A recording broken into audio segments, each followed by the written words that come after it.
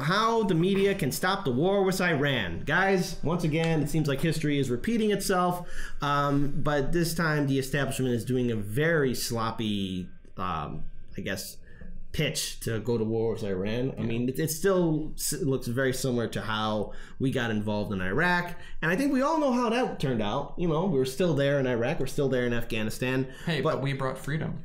Yeah, freedom at a heavy price, and we're still many American men and women in uniform are still being sent over there for war. I don't even know why we're even there in the first place. I mean, come on. We were told that there were weapons of mass destruction in Iraq. Did we ever find them, Daniel? Paul, did we ever find those? No, I don't remember finding any. I think Donald Rumsfeld forgot where he put them. Okay, and then our reasons for Afghanistan. Okay, so here's what's happened. This is an article from The Intercept. So I'm just going to read some excerpts from it, and I want to get Paul DuPont and Daniel Upker to add their commentary to this. Here we go again. 16 years after the U.S. media helped the Bush administration spread myths and lies about the threat posed by Iraq to the United States and its allies, the Trump administration is spreading similar myths and lies about the threat posed by Iran. So the evidence for these hawkish headlines, basically, they're a threat to our freedom. And they harbor terrorists, they have weapons of mass destruction, that kind of thing. So here's, I guess, according to the article, how we can stop the media. Mind you, this is the corporate neoliberal establishment media, the same media that was praising Trump when he was bombing Syria. Remember those big, beautiful missiles? Did anyone ever ask where those big, beautiful missiles were going to land? I don't think anyone even asked how much they cost. Oh, okay. So, number one, stop the steganography. Simply passing along the claims of U.S. officials to readers or viewers without checking whether they are not true is not even close to the definition of journalism. Reporters are not supposed to be stenographers to the people in power. They're supposed to hold power to account. I mean, that's the idea of the force of state. Yeah. It's all those elected into office, federal and state, and even those who own multi-billion-dollar corporations accountable because, again, it's we the people who are supposed to be the masters and owners of this republic. We're not servants. It's the people who we elect into power who are public servants. They work for us, not the other way around.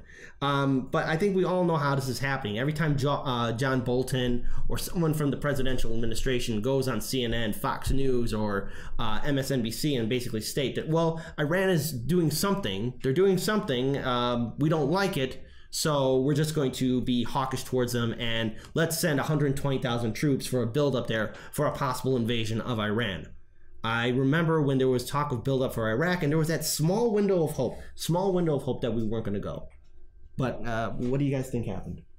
Paul? No, we don't call you Paul. No, Paul, you want to? Well, I think we took an extremely militaristic stance, vilified a foreign government, and went to war again. And just real quick, too, because I want to just add on to it. Get your facts straight. Iran does not have nuclear weapons. Iran does not have a nuclear weapons program. Iran has complied with the terms of the nuclear deal. These three statements represent the consensus view among others, the U.S. intelligence community, Israeli chiefs, staff, top U.S. generals, and perhaps most importantly, the International Atomic Energy Agency, the IAEA. If, as a journalist, you report differently, then you are a blockbuster scoop. And then most importantly, context, and then get better sources. I think we all know how this article is going to end up because this is, again, a very good piece by The Intercept, but it's basically talking about how the media is failing to do its job to hold those in power accountable. Every time we see, talk of Iran, the one of the major things that's talked about is invasion of Iran, regime change, sending troops in. I want to open the floor up to you guys, get your thoughts on really what the media can do to stop this, or is it at what we can do as independent media to really stop this misinformation and possible this disaster with the war with Iran? So I did a video last night, which was more attributed to, I think, Tulsi Gabbard is important for this reason, that America is continuing to go to war. It is continuing to put itself where it doesn't belong. And in that video, which I think you should go check, because I don't have 20 minutes to recreate that video right now. The issue that we're getting into is Iraq was relatively easy to take over. It didn't take that much. Saddam didn't see us coming, and he just wasn't ready for us in general. Libya, exact same situation. Iran is a country that's been preparing for decades for an invasion. It has one of the largest armies on the planet. If you take away the G20, it's perhaps the strongest country that you can possibly invade, especially in a defensive war. The U.S. can only invade in an amphibious landing, which are very, very difficult and high in casualties. It has 80 million people. It has a very, it's a regime it's still a regime. Of course, it was made because we overthrew their democratically elected government many years ago. But this is going to be a war, going to war with Iran, and this was somewhat obvious that this was going to happen the second that we tore up the Iran deal, which was the only thing that was keeping things from escalating. But it's not going to be like Iraq, where we lose a few hundred people in the opening stages till the army's taken out. This is something where many Americans will die. We will probably feel the effects of this on the homeland. And again, everyone else that we've taken out with these hasn't been ready, hasn't been prepared, had poorly constructed command and control. Iran doesn't. Iran has all these things figured out. They've preparing for this for years. They've been preparing this. They've watched how the U.S. has invaded other countries. This is not going to be the war people think it is, and I think it will be a war that in the future we will look back on as the moment that the American empire began to truly crumble. Paul. This is the war that the U.S. government is pushing for. And when you say the war people think it is, I think what we mean is the war that the mainstream media and the war that the U.S. government continuously tells us it's going to be. I'm reminded of John McCain going bomb, bomb, bomb, bomb, bomb Iran. Right? We've had our sights set on Iran for years. It's been part of a general strategy of expansionism into the Middle East since the Bush era. We've seen. It's not like we don't see this coming, and I think people are wise up to this a little bit. We're not hearing a lot on the news about this. I noticed when this news hit, it seemed like all anyone wanted to talk about was, oh, de Blasio's running. How funny. Ha, ha, ha. Mm-hmm. It's like, that seems like hey, there's a much more important topic to be talking about, and that is we need vocal opposition to this. I mean, it's clear the reasons why we want to go to war with Iran. The Strait of Hormuz controls a vast amount of shipping for oil throughout the Middle East. It's an incredibly important port to have control over. And the United States wants control over that, not to mention it's oil rich in other ways. And it's incredibly shallow and incredibly easy to block. Right. And, we also have to look at something else when it comes down to Iran. It's that when we want to, invade, when the U.S. government wants to send our forces in to invade this country, there's going to be a high cost, the logistics to it. Again, the Iranian propaganda, and there's always propaganda in every country, no matter what, but their propaganda has been for years. The Americans are going to come, they're going to invade us, they're going to bomb our homes, they don't care about us, they overthrew our government a long time ago, and they'll do it again because they don't want us to govern ourselves. And of course, there's a lot of criticism towards the current Iranian government. But at this point, if we invade, we'll be proving this right-wing government, this dictatorship that's there, correct about us. That we're not there to help the people. That we're only there for the oil, and that we're only there to do regime change. And I just can't help but remember, just during the 2016 Republican primary, and even during the general election, where President Trump was saying it was stupid for us to invade Iraq. We shouldn't be involved in regime-changing wars, but yet he has surrounded himself with war hawks.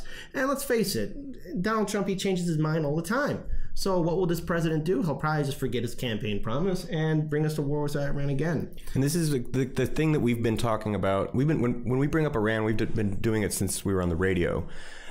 This is the playbook that the United States uses in every one of these foreign regime change wars. Every single time they're a dictator. They don't really have democracy. Oh, the things are wrong. The people are suffering. We need to go in and be the savior. We need the one to set them straight because they're going to be a rogue nation, or they're going to make WMDs, or they're going to. It's a dictator. We have to go in and save it. There's something I want to bring up too, and this is by one of our viewers, Karamos. Is it true that the U.S. doesn't broadcast homecomings of troops' caskets on network media? That's true. That is true, and the photos that were released were done by accident. They were not supposed to be made released, but because of that, I think the corporate media does a very good job in making sure that the American people don't see the real cost of war. That ended in after Vietnam, because that became a major rallying cry for the anti-war movement. And the thing is, I just can't help but think of the aftermath of I think it was Guadalcanal or maybe it was Iwo Jima, where they showed the photos of the troops that died during those battles. And this was during World War II. And there was a very controversial decision by the government on whether or not to make those photos public, so that because then people could get demoralized.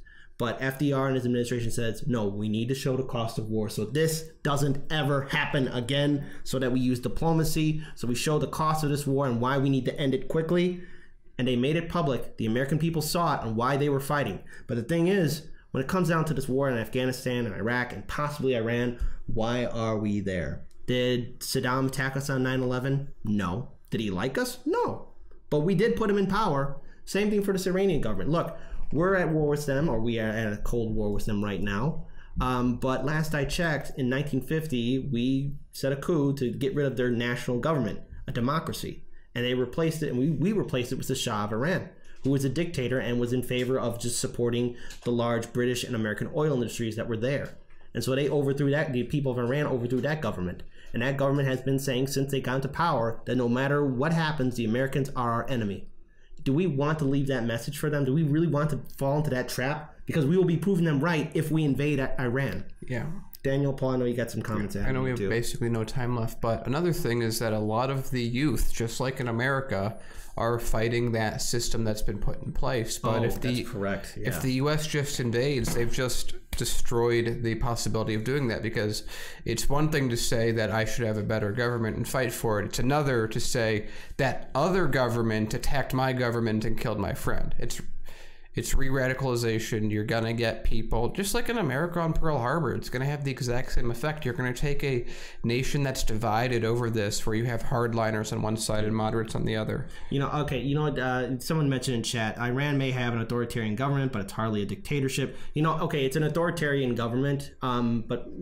It's a theocracy. It's a theocracy. So, there's obviously some limits to what it can do. But, I mean, I want to make it very clear. The last thing I think any of us here at Heartlands Media want to see is the deaths and destruction of innocent civilians or the deaths of American armed servicemen and women. I'd like to see a bring back to regular negotiations. I'd like for the U.S., if not to be friends with Iran, to be trading partners and not aggressive toward each other. And here's my point, though. Regardless, right, the United States supports 70% of the world's dictatorships. Yeah. Calling some other government's leader a dictator is not justification for going in and changing that regime. Like, it's still a sovereign nation, and they can work out their own problems, right? We're going in there under false pretenses, and we've done it repeatedly. Did you like that video? Be sure to subscribe. Paul, what do you think?